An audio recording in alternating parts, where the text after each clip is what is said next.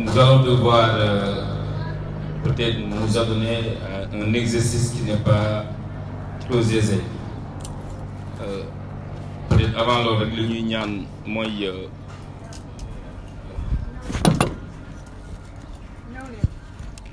bon li ñuy ñaan rek mooy dañu ànd ak délégation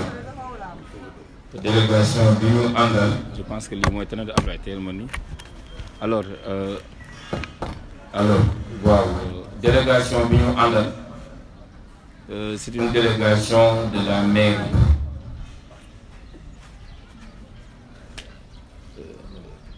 Voilà, c'est une délégation de la mairie.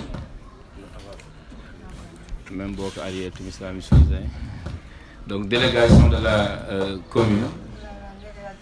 de l'équipe municipale dirigée par monsieur Ousmane Sène. C'est bon. La faille, hein? Wow. Une délégation dirigée par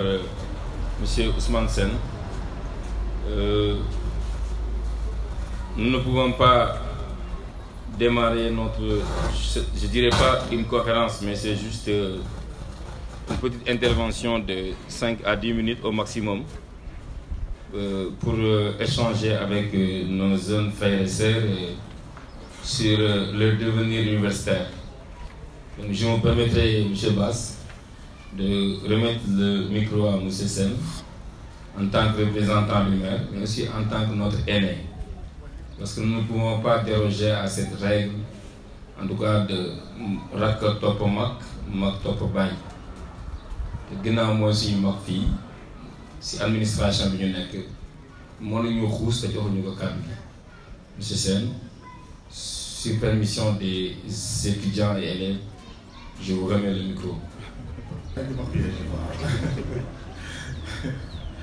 J'avoue que Ibrahim m'a piégé. Il n'était pas question que je prenne la parole. Parce que lui, il peut à la fois faire office de maire et de conférencier. Il a les épaules assez larges. Il connaît l'ASSET pour l'avoir dirigé pendant de très longues années. 4 ans. Pendant 4 ans, il vient de me le confirmer. Donc, son intervention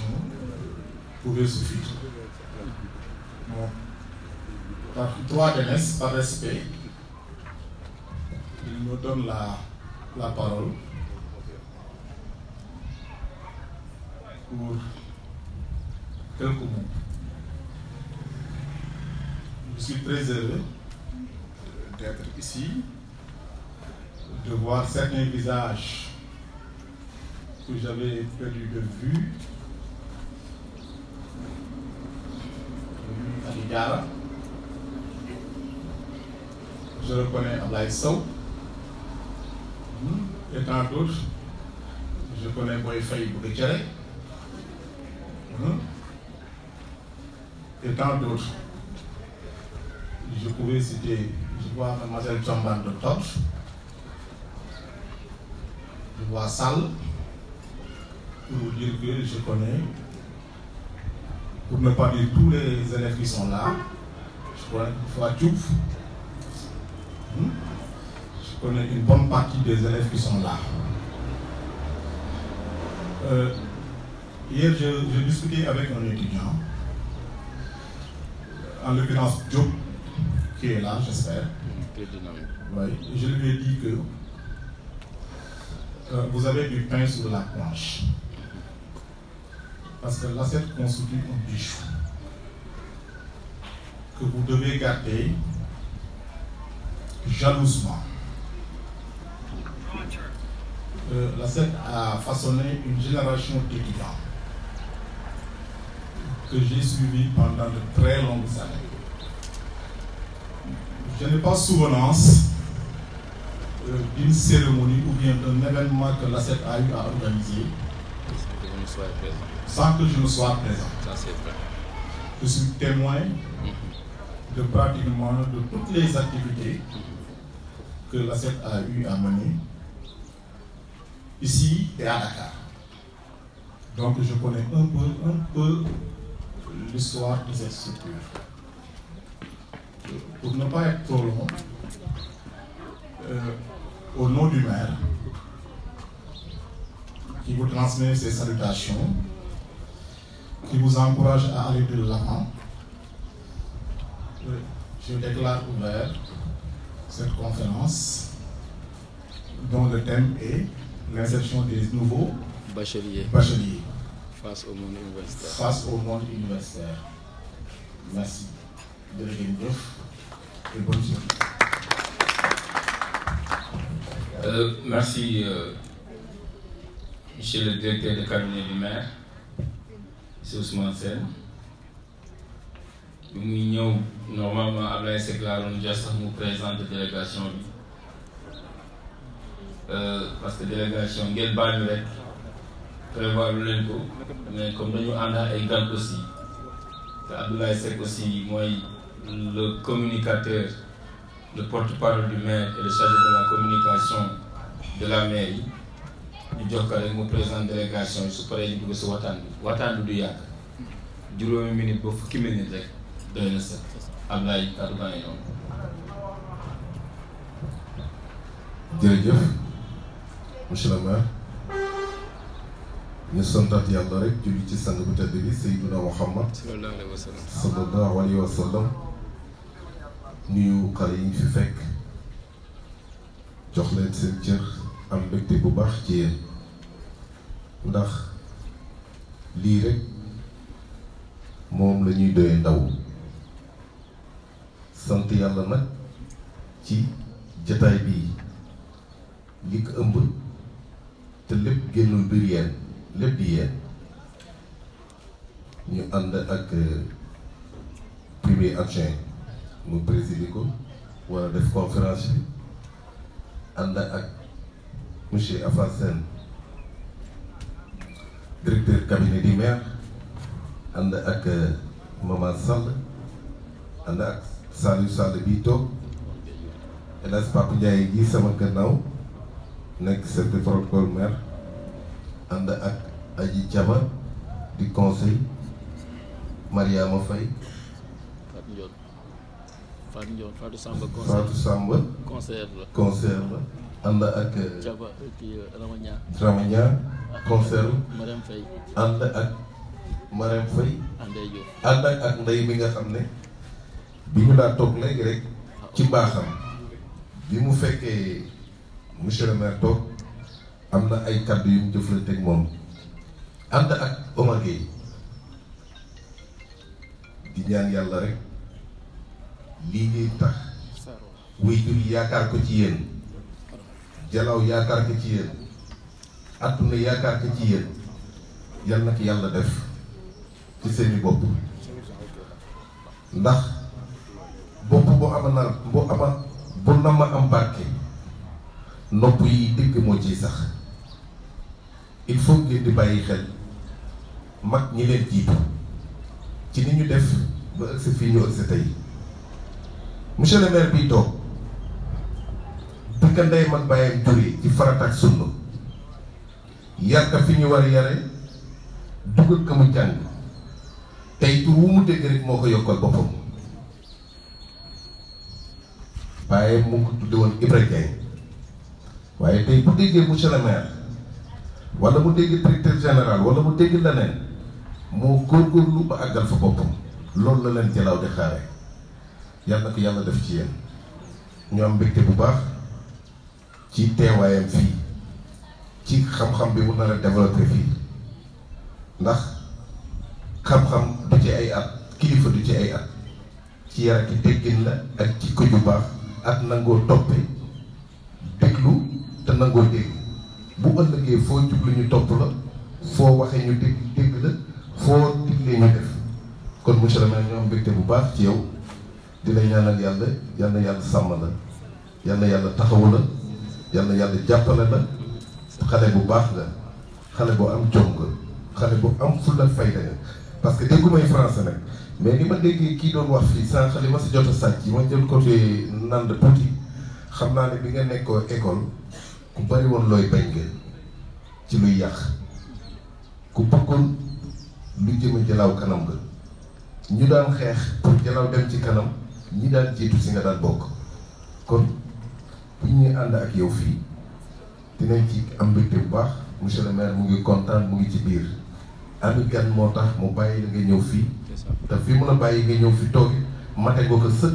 parce que xam na ni lépp loo fi développé njariñ la lépp loo fi wax xam-xam lay doon kon ñu ngi am mbégte bu baax di gërëm ñëpp di sant ñëpp di wax asalaamaaleykum wa rahmatullah monsieur le maire jërëjëf. merci Abdoulaye ñu ngi lay gërëm bu baax ci kàddu bi di am mbégte ci présentation bi nga def di jéggalu aussi waa AZ parce que cérémonie bi ni mu tëddee li ngeen di xaar si ñun mooy ñu waxtaan ak ñi door a am bac ñaax leen ubbi tuuti seen xel si li xamante ne moo leen di xaar ëllëg muy beneen monde boo xamante ne yaay du fa nekk bàyyi du fa nekk peut-être mën nga fa am mag par alliance wala mag boo bokkal deret mais la fay ëpp mooy sa bés yu jëkk yi da ngay tumuranke li tax ngay tumuranke mooy di nga nekk ci benn environnement boo xamante ne minuloo ko xam nga ku jël lébu mu tàmm dem géej tàmm bu xëyee mu diri libaru mburóom noonu nga koy defe bu midi jotee une heure kër goo dugg nga añ ataaya nga koy naan heure bu mu la neexee nga xëy rek ñoo la dangay jël oto dem Diamniadio parce que foofu mooy destination centrale ñii aw Ndakaaru ñii aw Thiès ñii bàyyi Thiès continuer ba Diourbel Bambey ñii dem Saint-Louis ñenn ñi gën a sori war a dem ba Kaolack ñi sa gën a sori nag war a dem ba Ziguinchor ñu ne la désormais yow fii ngay ëppal loo nekk ko sax sa kër ngay dem foo xamante ne jombul lay mosoo fa teg sa tànk ñu ne lan moo la fa yóbbu nga ne ah damay dem pour uti xam-xam loolu la fa yóbbu nga ne damay dem sàkku ji lu ma mën a ndëgër laa yow pour ëllëg mu am xam-xam boo xamante ne dinaa mën a jàkkaarloo sama askan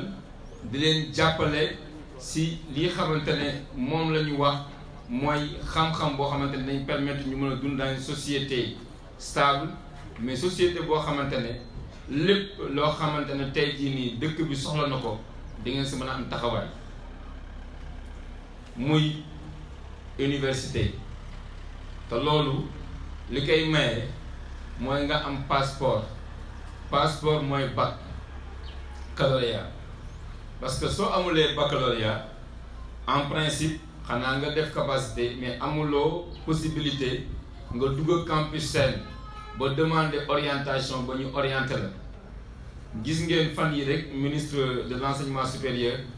mu def benn communiqué ne képp koo xamante ne defal nañ la un choix ñu valider que choix boobu da nga koy valider parce que c'est le choix définitif te jàpp naa ne yéen aussi choix yooyu def ngeen ko ku si nekk am na loo choisiroon et c'est l'occasion aussi ñu remercier l'association des élèves et étudiants pour leur engagement parce que dëgg la le président il est hors du territoire le secrétaire général aussi mais j'ai vu en un temps record un engagement qui m'a séduit j'ai vu ces jeunes qui se sont unis bokk ndey bokk baay pour essayer de relever les défis. Il y a beaucoup de défis qui vous attendent en tant qu'association qui regroupe les élèves et étudiants. De Dialaw, on n'a pas dit Yen, parce que Yen c'est le nom administratif. Mais quand on parle de Dialaw, li ñu bëgg laal foofu c'est la sensibilité des Yennois, des Dialawois si vous voulez bien. Alors, li ma wax sànq mooy yàgg nañu di def ay conférences sur des thèmes d'actualité mais yi si ëpp on le faisait pour l'association des élèves et étudiants. Def nañu fi conférence sur le foncier, def nañu fi conférence sur comment dirais-je l'impact du changement climatique, def nañu fi conférence sur le comportement des jeunes élèves face à la société. Def nañu fi autant de conférences yoo xamante ne dañuy jéem a fexe ñu rapprocher le jeune apprenant mu jël ay dispositions pour faire face à la réalité sociétale. Alors conférence yooyu monsieur Sène wax na la sànq yu si bëri bu ñu ko présider ñun fekk nañu ba ñu koy def te loolu ñu ngi si àndoon ak ay nit yoo xamante ne jusqu'à présent ñu ngi fi toog. Dama ne tey boo leen ñu invité leen ñu peut-être maire dafa war a ñëw parce que c'est votre partenaire numéro 1 loolu mooy dëgg. La commune est votre partenaire numéro 1 te loolu commencé wul si ñun muy commencé si équipe bi fi jokkoon nekk man je suis président de l'AZ. Bon xam naa base da commencé màgget moo tax mu fàtte mais c'était entre 2006 exactement c'était en 2006 boobu la ñuy créé AZ mu nekk la fusion entre daa war a takk jabar nag daa war a takk jabar daa war a góorgóorlu. Donc c'était entre 2006 on a fait la fusion entre le mouvement des étudiants de Yen Dialaw et l'ARD, association des élèves ressortissants de Dialaw. À l'époque je me rappelle ba ñuy waxtaan à Bargny notre grande sœur Binte Faye elle faisait partie de ces personnes-là qui étaient des modératrices en fait di ñu jéem a calmer pour que ñu boole AZ ñu boole ARD à Meïti loolu c'était au CM de Yen astafurlah le CM de Bargny et bu ñu koy def ñu si bëri si yéen fii peut-être ñu ngi woon école primaire ñenn ñi sax peut-être ba ñu juddoo sax la ndaw la ay gune ya lay woon mais Dieu merci ba loolu am ba léegi dafa am benn wax bu Mass Gueye waxoon que je rends hommage ainsi que tous les présidents de l'AZ. Il disait chaque génération a sa mission, soit elle l'a remplie ou bien elle l'a trahie. Moi personnellement en tant que président de l'AZ je saurais que j'ai réussi ma mission si 10 ans après l'association existe. Et nous on en faisait un sacerdoce. Ñun dañ jàppoon ne suñu mission du que accomplir tant que fukki at après gis ñu association bi existe et que loolu tey moo am parce que boo nekkee président AZ pour 2 mandats mooy li mu seen wax sànq lu nekk na fekk ñu fi lii Ablaye Seck wax sànq foru ko je me rappelle suñu première année ñuy demander ay subventions pour AZ boobu dañu organiser woon une manifestation ñu ne suba gi dañuy def marche boobu waaye yéen xamuñu lan mooy marche ñu commencé di def ay pancarte fii nii si li bi ah xale yu bari seen parents yi woo leen na leen bu leen dem parce que ñooñu dañu bëgg a yàq dëkk bi ainsi de suite alors que peut-être boobu li ñu bëggoon mooy ñu yokk la subvention bi xamante ne moom lañu daan jox les élèves étudiants à l'époque 100 000 francs lañu daan joxe pour élèves et étudiants yëpp ñaar fukki junni lañ daan joxe te bëgg laa jot mois de juillet enfin bon yàlla dimbali nañu entre temps xeex am na aussi le maire sortant monsieur Gorgui Ciss def ses efforts ba yàlla def tey aussi monsieur Massamba Mbengue maire de la commune de ñëw mën naa wax sax mu tripler les efforts parce que tey sànq ñu ngi jógee di inaugurer un bloc administratif entièrement financé par monsieur Rafla Laïs mu nekk koo xamante ne en 2009 moom moo jëkk utal ñu appartement mooy l'appartement des étudiants bi nekk Gueule Tapée appartement boobu ñoo Oumy Ndione ñii ñoo fa dëkkoon mais ba ñu fa dëkkee itam loolu jàngale la xale yi góor yi fa nekkoon dañ leen daan dajale seen ay yére dimanche ñu xëy suba teel di fóot seen ay yére ba pare weeral leen ko parce que dañu xam ne buñ jógee yéen ñu génn fii dem Dakar ñun ñoo bokk ndey bokk baay te nit boo leen bokkee ne muy góor léegi xamul loolu góor di sëgg naan day fóot ñoom ñoo daan def loolu di leen fóotal weeru koor itam ñoo daan dajale seen am-am ku nekk li nga am ko dajale ko ñu daan togg ay ndog moo tax ñu togg ay añ pour au moins gën a raffermir les liens parce que tey loolu lu muy créer mooy une solidarité mais mbokk lay créer gis nga jàmm jooju moo taxoon ñoom avant ñii ak ñoom Omar Faye bu ñu daan parce que boobu ñoom ñu ngi Pastef bu ñu fa daan jógee dañu daan ñëw di yendu se ak jeunes yi di naan ndox ñoom ataaya di créer des liens di leen gën a ubbi seen xel mais loolu li muy waral mooy ñoom Assane tey ñoo fa nekk mais même bu ñu passé nekk université boo leen amee temps bu ndaw da ngeen war a jaar pour xale yu ndaw yi gis leen ngeen nekk ay référence ngeen leen di gën a ñaax di waxtaan ak ñoom di leen gën a encourager parce que dëkk feneen fu dul sa dëkku waajur wala fu dul sa kër dafa metti moo tax on a bien aimé le fait que ASET lu mu développé aussi ñu gis ne dans toutes les universités am nañu fa des pôles ay points maanaam am nañu fa ay cellules la mairie aussi avec le maire Massamba Mbène bi mu ñëwee il a augmenté la subvention ba tey jii daaw joxe woon nañu subvention même pas daaw la sax mais barka démb on a fait le virement ba ñoom su PAM ASET en tout cas les membres du bureau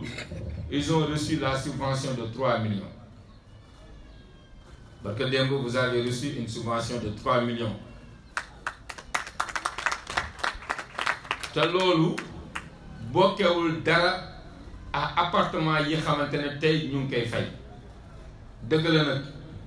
Ndakaaru xat na comme ni ngeen ko waxee yëg nañu déléance bi comme je dis souvent le maire vous a entendu parce que tey ba ñuy ñëw benn appartement lañ fi fekk mais quand on est venu avec monsieur le maire Massamba Mbène dañu xam ne il faut que premier acte bi mu def mooy jël leen un deuxième appartement bu ñu ko jëlee ñu mën leen ko fayal mu nekk 2 appartements à Dakar ñu ne waat dayul ñu ne à Bambey ñu ut fa un appartement pour les étudiants ñu ne dayul ñu ne Saint-Louis ñu ut fa un autre appartement ñu ne fan Ziguinchor ñu ut fa un autre appartement mais loolu parce que dañu xam ne vous êtes dans le besoin mais loolu dañ koy wax pour mettre leen bañ a ragalloo les nouveaux bacheliers xam nga boo leen demee aussi yéen ñi fa nekk ay anciens bu kër yi xatee na ngeen génn trouver solution bàyyi seen rakk yi xamante ne ñooy doog a ñëw ngeen héberger leen teg leen ci yoon boo xamante ne dinañu mën a min fa ñu jëm loolu kese moo indi ñu rappeler les différents appartements yi xamante ne def nañu mais ci biir loolu da ngeen wax nañu waxtaanee sur le nouveau bachelier face au monde universitaire ñun ndaw nañu ci def conférence boobu waaye nag mën nañu see joxe suñu contribution parce que à l'époque bi ñu nekkee ay xale Omar Gueye mii dañ koy rendre un vibrant hommage Yuri lañ koy woowee il fit partie de nos premiers partenaires Omar Gueye il a tout fait pour l'ASET Omar Gueye je me rappelle bu ñu daan def suñu journée d'intégration ceeb bi ak dawlin ji mu ko daan jënd président merci beaucoup bi ñu amulee un centre ici moo daan jël élèves yi yóbbu leen Bargny utal leen fi ñu nekk defal leen ñu def examen bu ñu paree mu ànd ak ñoom andiwaat leen xol bu yaatu moo man loolu donc dañ koy rendre hommage tey bu ñu ñëwee ñëpp ñu toog dañuy waxtaanu mbokk gis nga université amul lu extraordinaire lu fa nekk la fa nekk mooy da ngeen dem uti xam-xam pour ñëw jariñ seen bopp jariñ seen ay mbokk gis nga loolu bu leen ko defee comme slogan doo leen réer kenn du leen jéppi di ngeen jàng am seen ay diplôme parce que nit bu la say waajur yónnee yàkkamti la da ngay dox farata te yéen dama jàpp ne fii amul kenn ci yéen koo xamante ne judd na ñu teg ci un plateau d'or ou bien un plateau d'argent amu fii ñun ñëpp ñuy waajur ay néew di doole lañu nit nag boo amee sa kilifa mu nekk néew di doole du aw xas yàlla moo defe loolu bu la góorgóorloo mu jàppale la di la fayal di la jëndal ay fourniture di la jox ngay lekk ba bés jot nga am sa bac fii koo gis mu am bac rek waajuram jàppale na en partie moom tekki na parce que doom ji tekki na loolu yaakaar la on est passé par là tey ñun foofu la ñu jaar waxuma ASET parce que ak ASET c'est une école de formation tey combien de personnes comme ni nga Afa waxee ASET la ñu jaar ba tey ASET les a formés mais li ñuy wax mooy tey xale bi jóge këram dem di jàngi université ñu ëmbal ko moo xam beñe la moo xam cere la moo xam fataay ak lu manti doon jox ko ab yóbbal naka demal nga jàng boo leen demee parce que déjà orientation yi génn na ce que vous devez faire vous le savez parce que ASET ñu ngi fi BAS il joue un rôle extraordinaire dans ça da ngeen di valider ngeen dem ngeen def seen inscription en ligne boo leen paree aussi am na beneen inscription mooy ñu une inscription pédagogique kuñ la si orienté fekk ne yow jàpp nga ne fañ la orienté war nga fa mën a tekki da ngay dem nga góorgóorlu ngeen nag teel a dem rejoindre les universités parce que bu leen bàyyi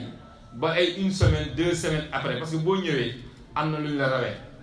te professeur yi nekk université en tout cas man personnellement parce que bon aussi ñu rappeler ko bu ñu joxee micro bi c'est parce que moi je suis enseignant de l'université je suis enseignant à l'université Alioune Diop de Bambey droit laa fay jàngale damay yor ay cours première année deuxième année troisième année ba quatrième année en même temps aussi je suis responsable de formation en L2 donc li xamante ne mooy le nouveau système LMD moi je le maîtrise un peu parce que yor naa ay étudiants yoo xamante ne man maay seen responsable de formation lan la ñuy def un système LMD muy licence master doctorat licence mooy lan licence 1 dafa am licence 2 am licence 3 donc boo ñëwee première année ñu ne kii mu ngi licence 1 boo jàllee deuxième année ñu ne mu ngi licence 2 boo jàllee troisième année ñu ne mu ngi licence 3 soo ko jàllee nag ñu ne am nga sa premier diplôme universitaire muy licence soo paree nag ñu ne da ngay dem master mu am master 1 am master 2 soo demee master parce que loolu aussi ay sélection lay doon mais yooyu dafa sori balaa boobu di ngeen nand affaire n'est-ce pas mais lii ëpp solo mooy fii amatul ay premier semestre nii ah oui am na semestre foofu mais les semestres ne sont pas pareils parce que fële dañ koy évaluer en termes de crédit dañ lay jox ñu ne dafa am benn unité d'enseignement unité d'enseignement bu nekk dafa am élément constitutif bu nekk dafa am matière bu muy représenter ñu ne unité d'enseignement bii 10 crédits la unité d'enseignement bële 10 crédits la unité d'enseignement bii 3 crédits la bii 7 crédits ñu ne étudiant bi ce premier semestre na nga góorgóorlu ba nga am au minimum 20 crédits parce que 30 crédits moo lay permettre nga valider un semestre 60 crédits moo lay permettre nga valider année bi ñu ne kon na nga def un système semestriel bi dans les demee da ngay def ay TD travaux dirigés ay TP mooy les travaux les travaux dirigés autour là wala ngay def ay TP pour ñenn ñi mais loolu boo ko defee li lay xaar mooy yow na nga góorgóorlu ba bëgg def sa emploi du temps na nga ràññee unité d'enseignement bi xamante ne moom mooy bi ëpp doole nga gën fa consacrer des forces mais nag warul tax nga sacrifier yi xamante ne mooy des éléments complémentaires parce que des fois dafa am outils de base mooy ay anglais ay tech wala yeneen nax yeneen xamante ne ay éléments yooyu ay éléments constitutifs la ñu mais dafa nekk des unités d'enseignement qui sont complémentaires mais li ñu ëpp solo mooy boo demee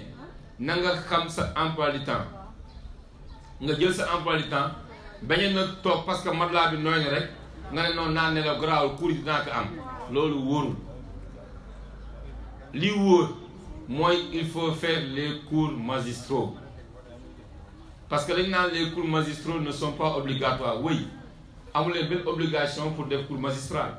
waaye nag un devoir la si ki xamante ne bëgg naa ëllëg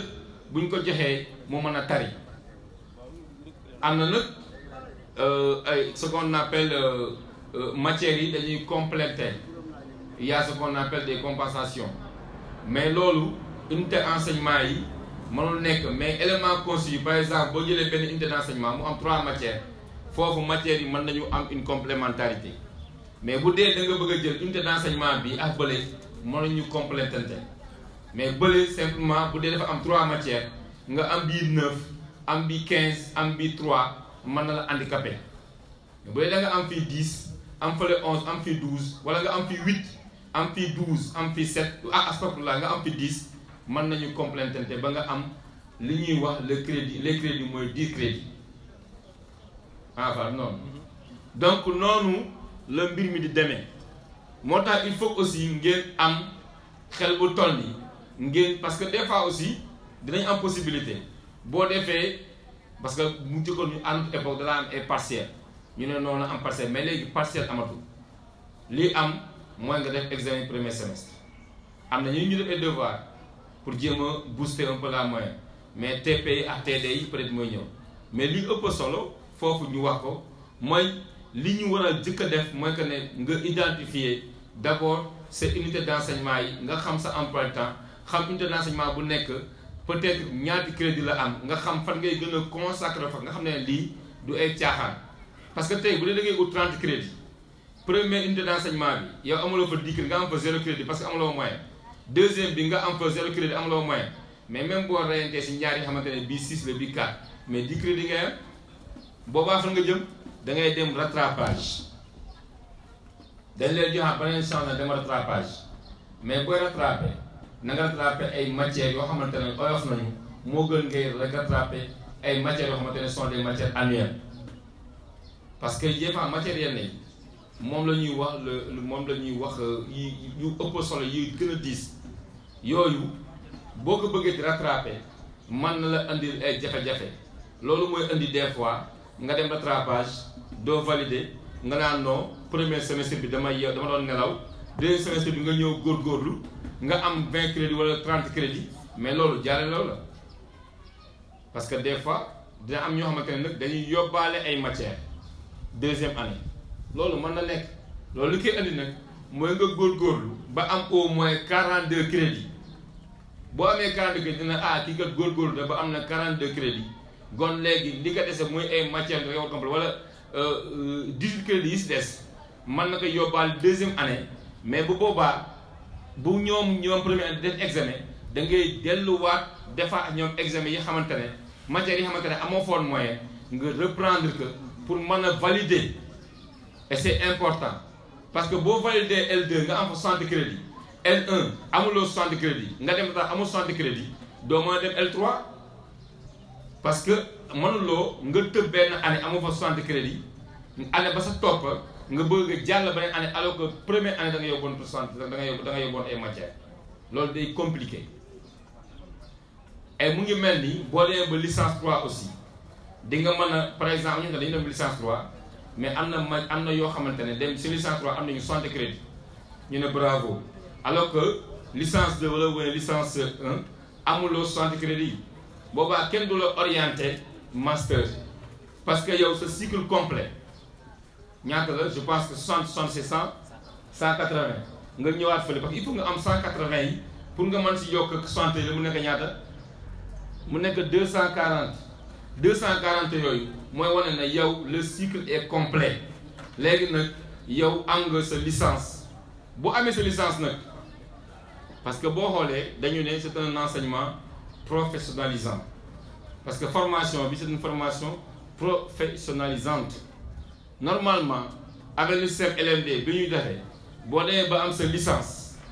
nga am sa diplôme war nga am possibilité nga dem def ji ay stage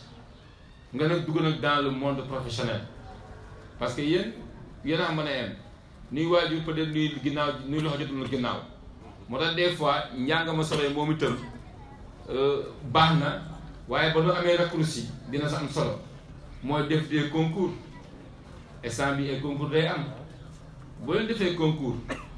ENA de cycle B wala nga leen defee ji enseignement loolu du la handicapé pour nga continuer sa enseignement am na si ñoo xamante ne tëm ay questions yu revenir la dañuy dem ñu orienter leen benn filière ñoom bëgguñu filière bi je rappelle que daaw maire bi may woon na ay bourses ren aussi affaire dina may ay bourses ah d'accord donc ñoom tàjju leen loolu nee ñoom dañu wax ay bourses ren donc buñ la mayee bourse nga inscrit université ngeen baal ma si cadre bi wenn taat mënu la war si ñaari mbaam wenn taat mënu la war ñaari mbaam parce que da ngay bëgg a def formation bi bëgg a def université tu perds les deux mënul nekk soit li nga mën a def bu dee université moo la gën a u bàyyi bourse de formation bi sa morom mi nga xamante ne waroon na kaa mën a jël mu jël bourse bi mu nekk une chance de plus bu dee formation moo la gënal mais nga inscrire université aj ka da ngay inscrire université nga bloqué inscription bi jombul lay ëllëg boo defee sa formation 3 ans nga amaat envie dem université dafa juwaat loolu nga dem defi ji loolu parce que bu dee loolu moom ñi xamante ne moom doo leen njàngal ak ñi bëgg a xam-xam mais il y a toujours des possibilités mais boo bëggee dem université def formation en fin de compte da ngay dem ba yow doo am concentration si ñaar yëpp te loolu baaxul base defe naa mën naa prêter waaw parce que man li ma doon wax na ma ko moo la den la jàng ji université leen jëm comme université leen jëm nag bon mënoon nañu def la conférence en français je pouvais faire la conférence en français mais j'ai préféré utiliser le langage que vous comprenez le mieux c'est le Wolof. Mais ce que je voudrais dire aux nouveaux bacheliers, après les avoir félicités, parce que ça a été dur, 3 ans au lycée, c'est pas donné à tout le monde. Vous avez résisté, vous avez réussi. Il y a certains qui n'ont pas réussi. On les souhaite bon courage et qu'ils se préparent en conséquence parce que l'année prochaine aussi, comme on dit, juillet se prépare dès octobre. Mais tout ce que je voudrais dire, c'est qu'il faut vous armer de courage. Vous êtes des jeunes. Vous êtes en âge d'apprendre, donc apprenez. Vous êtes en âge de faire les choses telles qu'elles se doivent. N'hésitez pas à le faire. Vous serez orientés, certains ont été orientés. Faites la procédure normale. Allez à l'université. Déterminez des objectifs. Vous avez vos grands frères qui sont là-bas. Les objectifs, c'est quoi? D'abord, c'est de réussir à avoir votre licence. Si vous avez le goût de continuer, d'approfondir votre enseignement, faites le tout pour avoir une bonne moyenne, de bonnes notes, pour être présélectionné pour les masters. Parce que de plus en plus, les masters, ce sont des sélections. Et si vous n'avez pas de bonne, parce qu'il ne suffit pas de dire non, j'ai juste besoin de dire pour passer. Oui, mais il faut passer, mais avec la manière. Non, si moi j'ai 10 dialogues, non, il faut passer, mais avec la manière. Et que l'eau, moi, je suis l'ICDES, ou AZ, n'est complété. L'ICDES, base, je sais qu'il est très méthodique et c'est l'occasion aussi de le remercier pour tout ce qu'il fait pour les étudiants, pour tout ce que vous faites pour les élèves. Nous sommes au courant. On a dit que nous avons les étudiants, les élèves, nous sommes les papes, on est au courant. Donc, nous les féliciter, nous les encourager, nous les encourager, nous les encourager. Je vais dire que remercier moi ñi ñu accompagne tay monsieur le maire mu ngi ci biir bu ñu amé sañ-sañu wax c'est parce que moi ñu délégué ay pouvoir boo leen ñu choisir comme ay conférencier am na ñu boo xamante ne ñoo ma gën a xarañ ëpp ma xel ëpp ma xalaat mais da ngeen jàpp ne rek Ibra nañ ko honoré mais nit ki nag boo koy honoré ay mbokkam bu ñu ko déggee du ñu des gannaaw loolu moo waxtaan présence ñii ba ñu demee fa ne dégg ne ASET dañuy def seen conférence Ibra Diagne mooy parrain bi dañu jël seen tànk sol seen dàll ñu ñëw fii nii moo leen bañ a fekk maa ngi leen di gërëm ñu ngi leen di sant bu baax ñi toog nii monsieur le maire la ñu àndal mais fu ñu yëgee ne la commune am na taxawaay bu ñuy am ñoom pare nañu pour ñëw accompagner sànq bi ñuy def présentation délégation bi Abdou Faye Mële Baye Pape Faye bi Abdou Khoy ak ñoom Oumy Ndiol ñi Sali ak Khady ñëwaguñu woon mais bu ñu ñëwee aussi dañ leen di wax ne ñoom ànd nañu ci délégation pour accompagner ñu li ñuy accompagner mooy la mooy ñu ànd ak yéen en tout cas la ñu gëm lii waxu maire mooy wax fu mu toll nii conférencier ba pare na maire bi moo la wax li may wax mooy ñun gëm nañu ne jeunes yi ñoo ñu fal gëm nañu ne ku toog di nga wàcc gëm nañu ne vous êtes nos futurs remplaçants nit nag boo nekkaa nit nga wóor na ne ki moo lay remplacer da ngay nekkaa moom nekkin bu rafet loolu moo tax suñu nekk naa yéen vraiment ASET mu rafet te aussi amuñu ragal parce que ragal péete day xëy na wërsëg ñun amuñu ragal te ne association élèves étudiants fu ñu soxlee la mairie sera toujours présente foo leen ñu soxlaat di ngeen gis seen wet ñun nag duñu leen soxla pour ngeen di ñu tàcc duñu leen soxla pour ngeen di jeter ay fleurs wala topp si oto yi di daw xam nga fa leen soxlaa lii xamante ne mooy dëgg si dëkk bi ngeen koy wax bu maire defee lu baax na ngeen wax ne lii monsieur le maire Massamba def na ko bu defee loo xamante ne du loolu jël leen délégation ngeen dem si moom ne ko monsieur le maire lii ak lii warul te ñun ak lii ak lii parce que dëkk bi da ngeen fi am parole da ngeen fi am cadre moo tax bu leen gis fii nii du tëju sa délibération bi ba ñu ko réparé boo leen bëggee seen réunion yu bëri fi ngeen koy organiser parce que dañu gëm na ne ñun ak yéen ñoo ko bokk dañu gëm na ne yéen sa yi ñu si ëppale parce que bu dul woon tey yéen duñu toog fii bay tala signé moo tax subvention bi avant man tey je plaide encore ren yokk nañ ko def nañ ko 3 millions déwén def leen 4 millions inchallah ah baaxul gars yi na nga def 4 millions yokk appartement yi du noonu yokk appartement yi donc maa ngi leen di gërëm di leen sant di kontaan bu baax di jéggalu di wax ne vraiment afa war na sens pour maire mais daal jàppale ne daal ñun ak yéen noo fort maam Mbeg maa ngi laa nuyu fa ma toog mu toog fa ndeysaan deret moo fort mbokk la deret la donc moo tax chaque fois bu ñu taxawee rek mu ñëw taxaw ñu ngi gërëm ñëpp di sant ñëpp dégg naa fi association les jeunes solidaires ñu ngi def liggéey bu am solo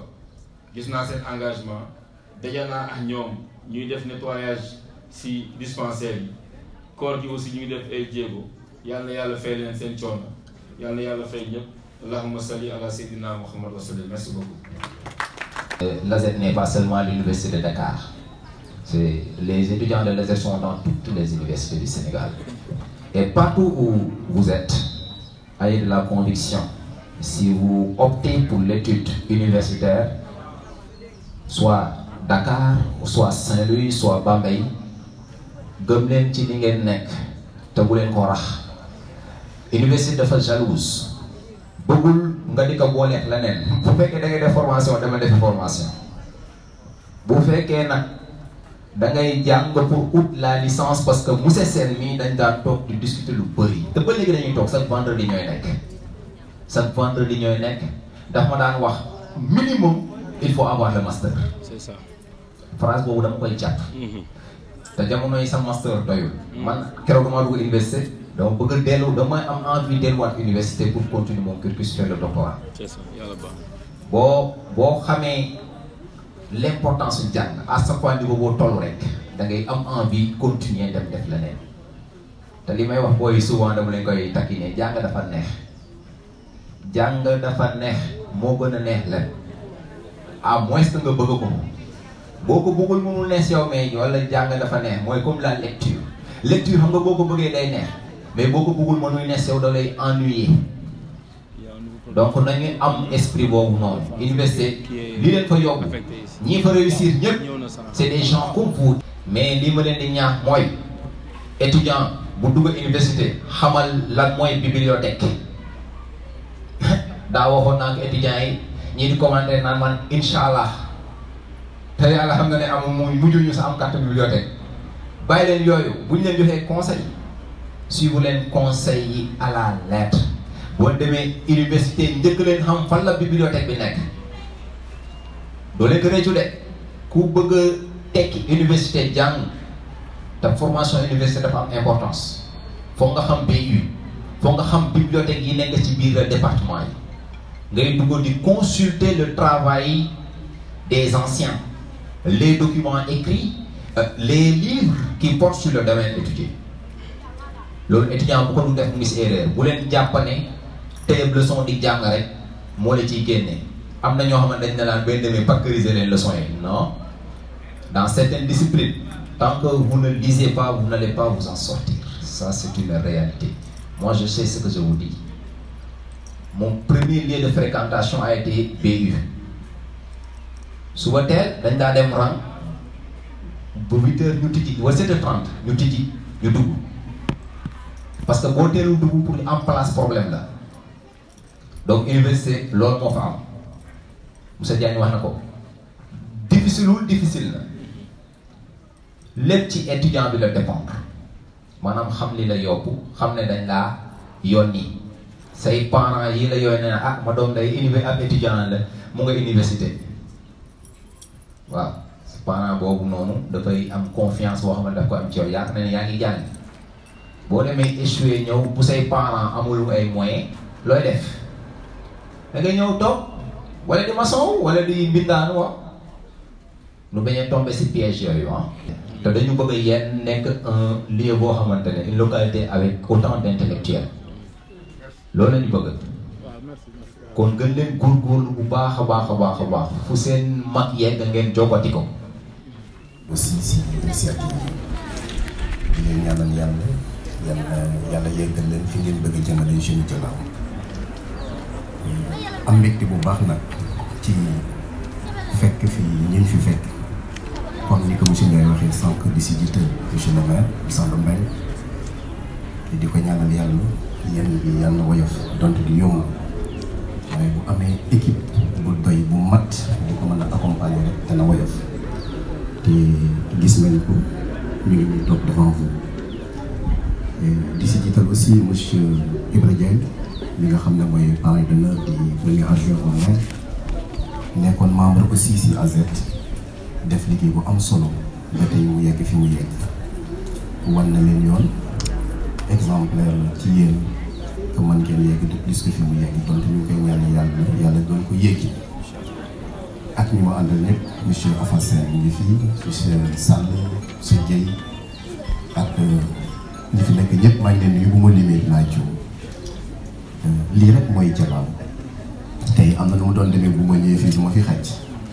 mais su ngeen tuddee Ibra Diagne programme mel ni man ngeen ko tuddee su ngeen ma tuddee programme mel ni Ibra Diagne ngeen ko tuddee donc Dialaw moo ñu ñor monsieur Ndiaye wax ni ko sànq Dialaw ma fierté rek moo ñu itteel ba tax ne loolu defe naa moo ñu fi indi tey yàggoon am ay initiative pour partager ko ak AZ yàlla dogalu ko bi ñu ñëwee di ma indil sama invitation d'honneur ma partagé ak ñoom lu bari moo tax sax ma ñëw fi tey foog naa nag programme bi ngoon la mais lii la yàlla dogal après sànq laa oo sama collaborateur bi wax ko na programme nekkatul ngoon suba gi la si la dawee jóge Dakar ñoom moom moo tax a tardé donc di leen ñaanal yàlla bu baax monsieur Diagne encore di la féliciter ndax disponibilité pure nga am ku ne xam ne tey jour de travail la donc bu ñu xewlee si sa buntu kër ñëw nga génne ak sa équipe vraiment loolu c'est un signe boo xam ne vraiment c'est à saluer donc ñu ngi si ñaanal yàlla di si teg aussi monsieur Omar Faye président conseil de Doméniac nga xam ne lépp lu nekk ci wàllu foncier si yéen moom la ko monsieur le maire dénk ci njubam ci yaram ci xàmmeem ak ci expérience am di ko ñaanal yàlla muccal ko donc muccal képp ku mu àndal yàlla dafa leen sutura zahir bu batin xam naa nag sama wax du ci bari parce que li ma waxtaanoon ak AZ rek moo ci nekk donc am na ay accompagnement yu ñu bëgg def ak yéen donc commencé si ay formation ak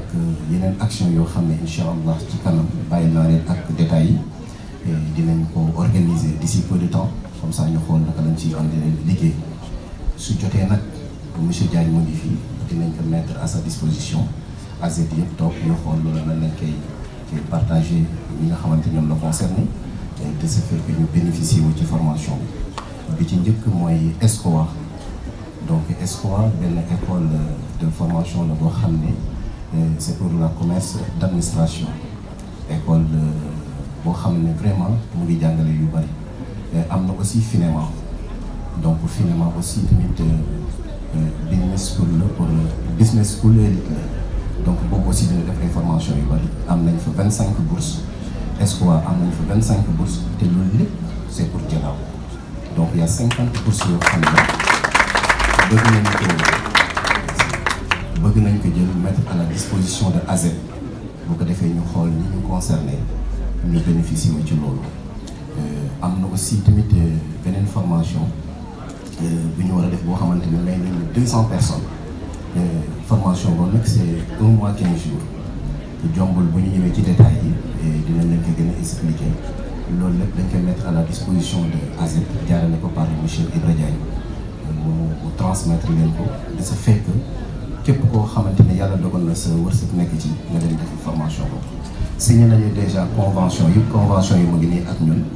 dañu wax rek bu ñu ñëwee dañ leen koy wan bu ko defee ngeen xam ne waxuñu leen ay wax kese mais ay convention yu ñu écrit noir sur blanc et signé par les autorités donc ñu pare du jox ñàkk monsieur Diallo dina jël kàddu indi les détails parce que sama collaborateur la du fii rek aussi la ñuy liggéey ñu ngi liggéey avec les élèves et étudiants de Médina à Dakar fan yi passé rek defoon nañu benn remise d'attestation à la maison de presse fële ci Dakar wax dëgg yàlla qui a été présenté assisté par le ministre de l'enseignement donc ñu jëloon fa ay engagement am yu ñu promettre yu bari yoo xam ne vraiment c'est pour Dialaw donc lii mooy convention yu monsieur Diagne donc am nañu yéene presque 50 personnes dem defi seen formation bu ñu defee liste bi ñu jox leen les bourses après ñu dem xool naka la ñuy bénéficier ci loolu donc ñun lii rek mooy suñu participation ñëw ñu pour def discours mais dañu ñëw rek pour joxe suñu engagement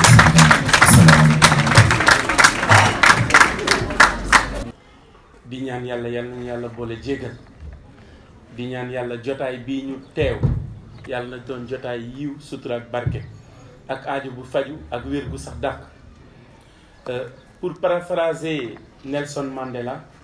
l'éducation est l'arme la plus fatale pour faire développer un pays. Et avant de parler d'un pays, on doit parler d'une commune. La commune qui va se refléter au sein de la région, et l'ensemble des membres des régions vont faire de cette zone un pays comme ni nga xam ne moom lañ ko bëggee.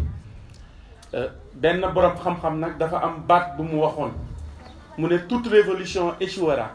si l'homme prétend tout changer sauf lui-même. lii nag dañ ciy sant yàlla parce que la jeunesse, l'avenir de ce pays est là. bi may ñëw maa ngi dégg DJ bi di wax lu am solo waa Dialaw jàng leen mel ni ngeen war a mel sinon boo leen ko deful ñeneen ñooy jàng ñëw jiite leen. kon nag sama rakk yi loolu laa leen di dénk nañu jàng taxaw bokk ci li ñu fi indi nag man je me nomme Abdourahmane Diallo. Je suis le président de la nouvelle orientation unitaire de la Médina. Yàlla dogal depuis 2017 ba tey wala 2019 ñu ngi travailler ak Pape Ibrahima Ndione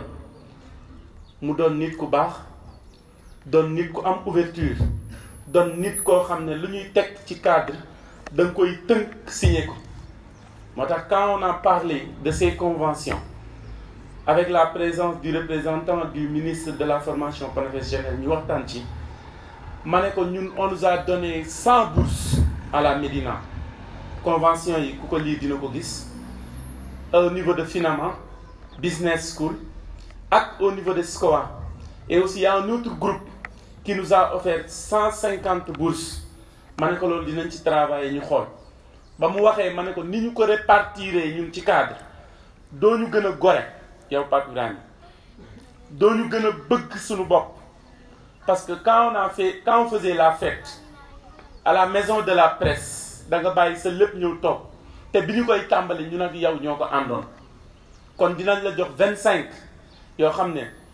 ESCOA lay concerné muy école supérieure de commerce et d'administration reconnue par l'État avec leur ISO et aussi Finama Business School reconnue par l'État avec leur ISCO avec l'ensemble des formations yi ñu fay joxe en santé, en marketing, en informatique, en ressources humaines et en droit des affaires. Et bi mo waxé nak mané ko ñun d'accord nañu dinañ jox 25 yi et on va mettre ça à la disposition de son mouvement mu ne non AZET la koy jox ñu ne ko ñun koko jox baax na kon nak wa AZET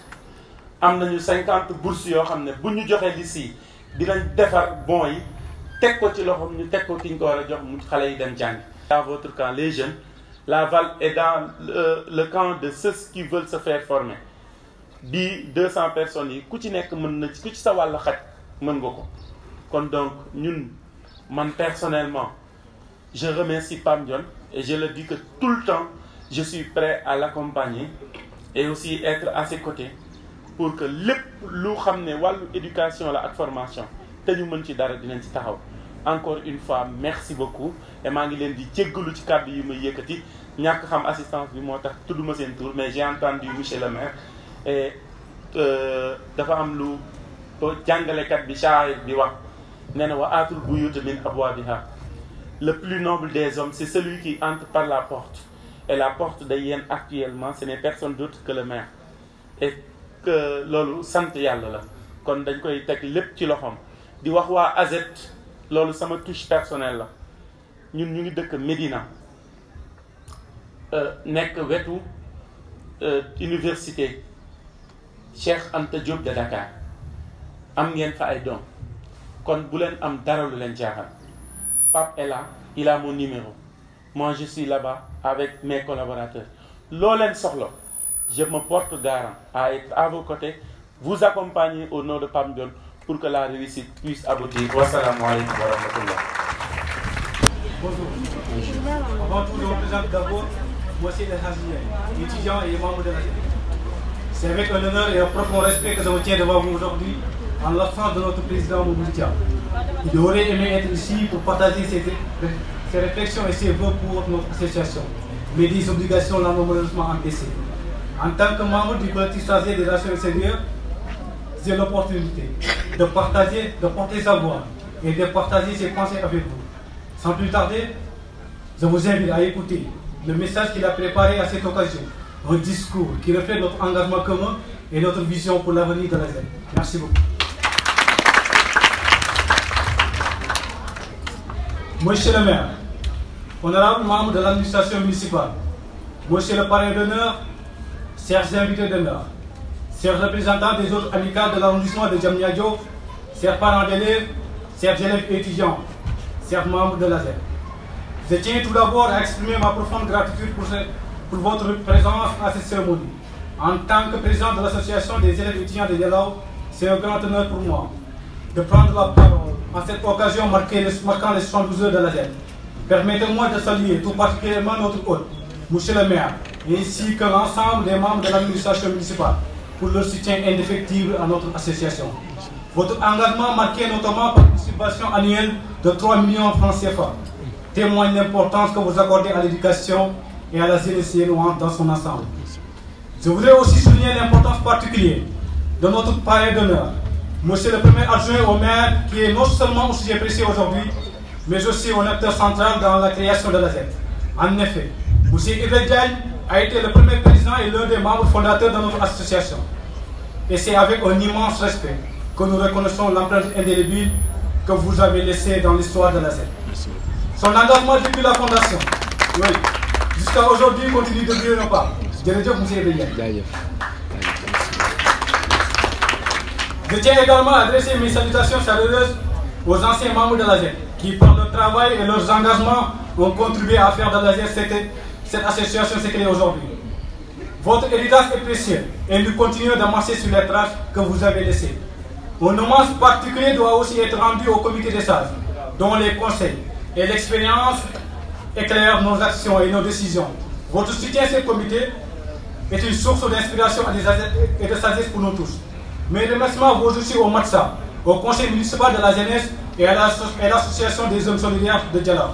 dont la participation a été déterminante pour la réussite de cet événement. Aujourd'hui, l'ASEC se positionne non seulement comme une structure d'accompagnement pour les élèves et étudiants de Djalaw, mais aussi comme un pilier essentiel dans l'éducation d'une élite viennoise. Nous croyons fermement que notre commune possède un potentiel exceptionnel et qu'il est de notre devoir, en tant que jeunesse, de participer activement à l'épanouissement intellectuel et social de notre communauté. L'ASEC a pour mission de promouvoir l'excellence académique, de renforcer la solidarité entre les jeunes et de fournir des ressources et opportunités à ses membres pour les aider à devenir les leaders de demain. Par nos initiatives, nous encourageons chaque étudiant à s'élever à travers le savoir et à contribuer au développement de notre chère commune. Notre vision est claire, former une génération d'hommes et de femmes capables de relever les défis de notre époque, de s'imposer comme des acteurs de changement positif et de hisser haut les valeurs d'intégrité, de travail et d'innovation. Nous aspirons à voir naître une élite qui incarne l'espoir et le progrès pour Djalaw, pour Diamniadio et pour notre nation tout entière. Mes chers camarades, nous avons la responsabilité de transformer cette vision en réalité. Chaque effort, chaque succès académique, chaque contribution à l'ASEC est une brique de plus dans la construction de cet avenir prometteur. En conclusion, je tiens une fois de plus à remercier toutes les personnes et organisations qui soutiennent notre association. Votre confiance et votre aide sont des sources de motivation pour nous tous. Ensemble, nous continuerons de porter haut l'étendard de l'ASEC et de bâtir un avenir meilleur pour notre communauté. Djalaw ma fierté, ASEC pour le progrès. Je vous remercie.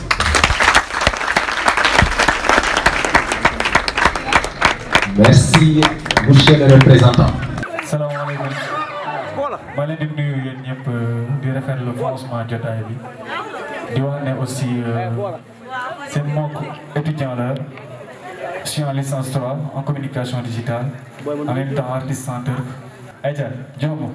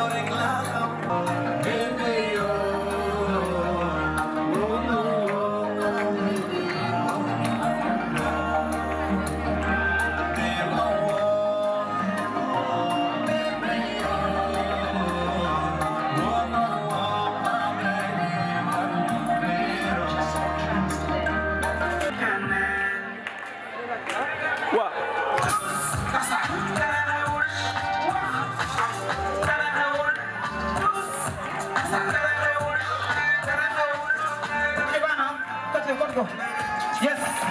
Hey. Aja Ama. Yes sir. Om benar nanya. Ama, ik heb pensé. Ja. Kom on. Ja. Yo, nigga la peta. Verifiera porque dice me feria, que vai ter permeio, do permeio, do derivado, quando é que saca, você que saca, se saca, não vai se saca, para fazer. Fuck you can day, rubbing your phone, then you want it, you might want it, rubbing your back for your way. I'm not that for your way, you get to my same kind of person, hammam, throw aka the privé, you put that in more privé, with my yako present, say present, Sarazen, Sarazen, yeah, the privé, flow.